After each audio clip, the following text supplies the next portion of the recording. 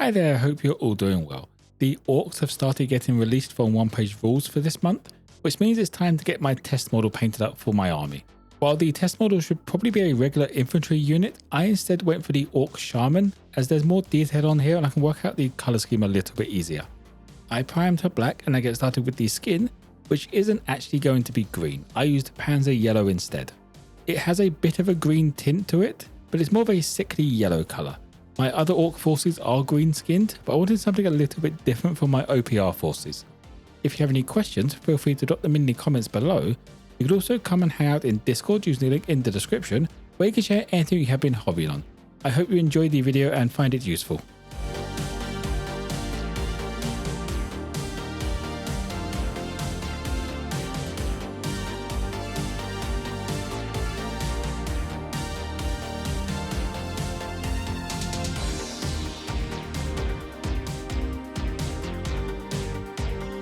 Now let's move on to the next step, where I mixed in some ambush yellow and began bringing up the parts of the skin that are in the light.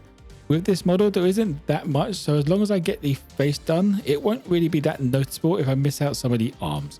Although with a regular unit there's a lot more skin, so I'm going to need to pay a bit more attention to those parts.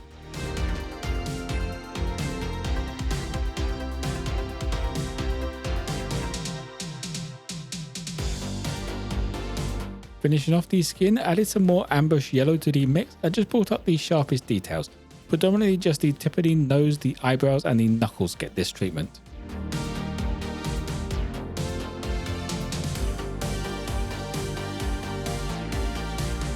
With the skin all done now, I can move on to getting the clothing done. The mini doesn't really have any armor like some of the warriors, so instead I'm leaving the poncho. This will be done in the armor color once I get to it. For all of the other parts of fabric clothing, I start off with a once over of reddish grey.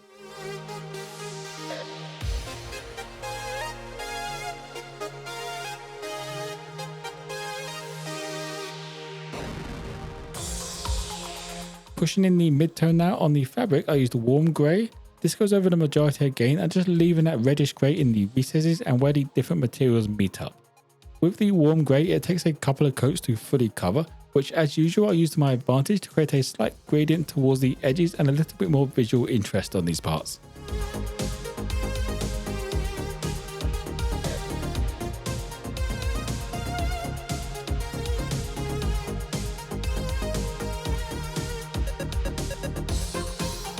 The brightest parts of the fabric now get a quick highlight with grimy grey. This is almost an off-white colour, so it really brightens up the entire section, which is great because a lot of this scheme is just going to be neutral colours.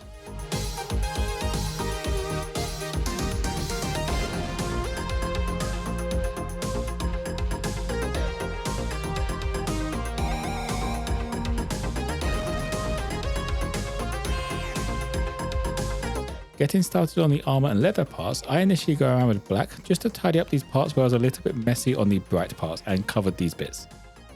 If you're a bit more careful with the brush, you can of course skip this step. I'm planning to paint this fairly quickly as I got an entire army to do, so I was a bit more messy and just tidying it up now.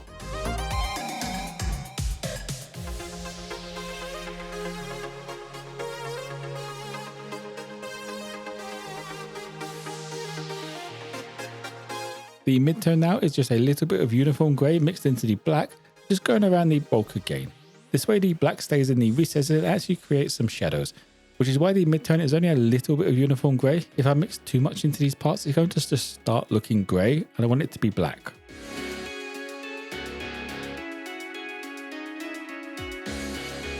However, for some parts of the mid-tone, I do mix in a little bit more uniform grey. These parts are where the light will actually be hitting the most.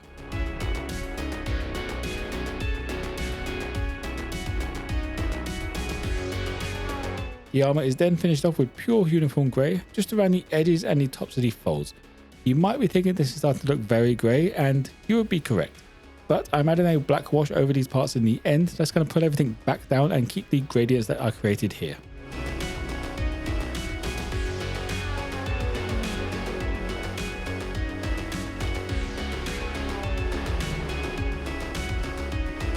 For a quick break from the main details, I used Dust Bowl and gave the base and the bone parts a once over.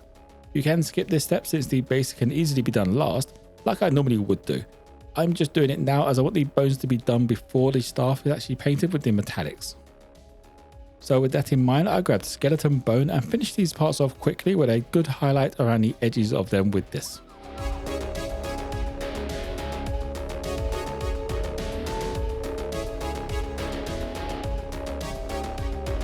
The bones are now all finished. I can move on to the metal parts.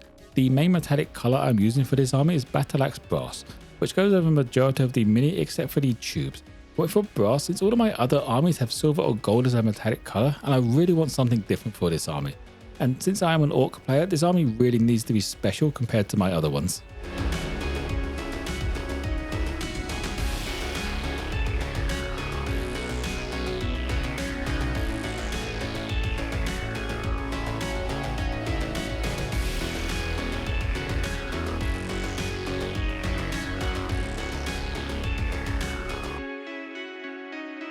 As I mentioned a second ago, the tubes get done with Surcoat Silver.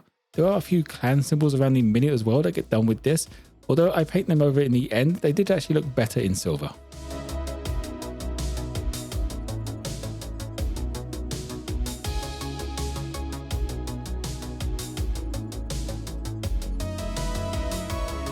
After the silver has dried, I use dark tone over the silver and black parts. I use this really to push the separation between each sections of the tubing, along with darkening down that black armor back to where it should be and actually looking black.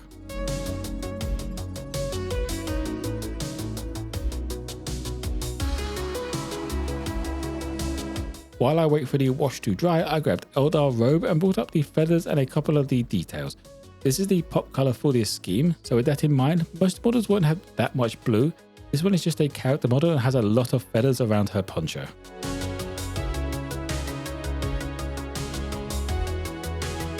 Since there's so much blue on the mini, I had to add a highlight. To do this, I grabbed my dry brush and Reddish blue and quickly went over these areas, fairly carefully since I don't want blue all over the other parts. With the dry brush out and the wash actually dry, I can bring up some of the edges on the metal parts. To do this, I grabbed Surcoat Silver again and carefully brought up the silver and brass parts. Some of the brass parts change colour a little bit too much, but I'm not finished with them anyway, so it does turn out okay in the end.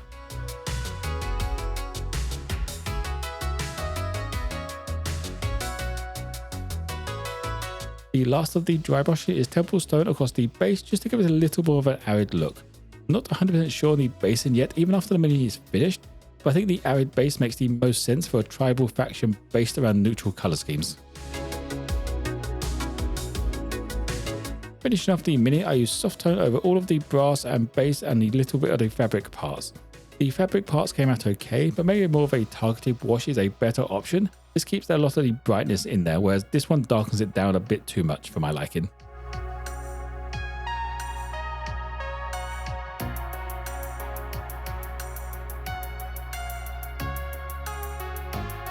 And that was it for the Orc Shaman. I like how she came out with this scheme, although there are a few details I think need to be changed, such as how I highlight the feathers.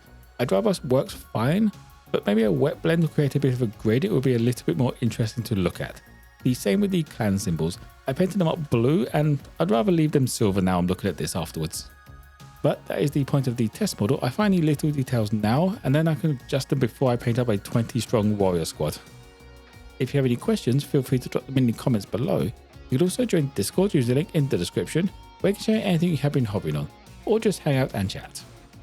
For those of you who want to pick up some new minis or some painting supplies, there are a couple of affiliate links in the description below, where I get a little bit of kickback without costing yourself anything extra. I hope you enjoyed the video and found it useful. If you did, don't forget to drop a like and subscribe for more content. Most importantly though, be kind to each other.